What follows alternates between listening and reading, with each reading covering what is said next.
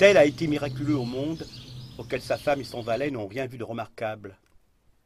Nul n'a été prophète non seulement en sa maison, mais en son pays, dit l'expérience des histoires.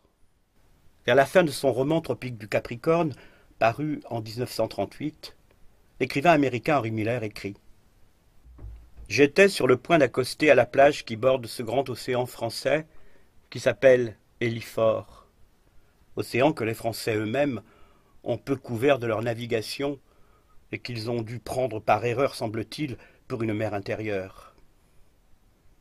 Il m'apparaissait que cet homme était ce Zeus, père des Atlantes, que j'avais cherché en vain jusqu'alors. Je l'ai appelé Océan. C'était aussi une symphonie du monde. Il avait foi dans la race humaine. Il l'agrandissait d'une coudée, lui rendant sa dignité, sa force, son besoin de créer.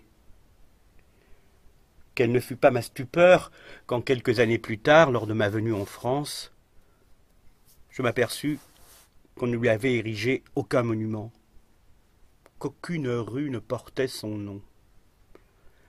Pis que cela, durant 8 années pleines, je n'ai pas entendu un seul Français prononcer son nom. L'homme qui a su rendre aux fresques égyptiennes toute leur vie colorée et brûlante était aussi un océan. Il faudra des siècles et des siècles avant qu'il se dessèche et s'évapore. Hélifort naît à Sainte-Foy-la-Grande le 4 avril 1873. Son père, Pierre, un temps clerc de notaire, tient un négoce de vin. Sa mère est la sœur des anarchistes Élisée le géographe et Élie l'ethnologue. L'illustre et sage Élisée lui conseille de se garder de réussir, pendant qu'Élie, son doux parrain, un temps conservateur de la Bibliothèque nationale de France durant la Commune de Paris, lui raconte non sans malice qu'ils descendent de leur voisin Montaigne, comme tous les natifs du canton. Attendant l'âge de fréquenter le collège protestant de la ville, dans un cahier d'écolier, le jeune Faure écrit « Mémoire d'une fourmi ». Il poursuit sa scolarité à Paris au lycée Henri IV, ayant pour condisciple un certain Léon Blum et comme professeur de philo Henri Bergson. Piètre étudiant, Élie s'ennuie. L'élite n'est pas encore pour lui.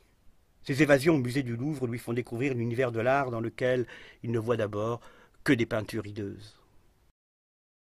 Sur les pas de son frère Jean-Louis, qui deviendra un chirurgien renommé dans le domaine de la gynécologie, Hélifort entame des études de médecine. En 1899, âgé de 26 ans, il soutient sa thèse « Essai sur le traitement du lupus par la nouvelle tuberculine de Koch » et commence sa carrière de médecin généraliste qu'il poursuivra jusqu'à sa mort, puis d'anesthésiste dans la clinique de son frère. Le docteur Faure deviendra par la suite un embaumeur réputé. Ce savoir-faire lui procurera une certaine aisance matérielle. J'aime les faibles, mais c'est parce que j'admire en moi ma puissance à les protéger. Nous marchons tous vers quelque chose qui sera. Et la marche est déjà de la danse, surtout quand des voix çà et là s'élèvent au milieu de ceux qui vont ensemble pour imposer à notre pas le rythme de leur passion.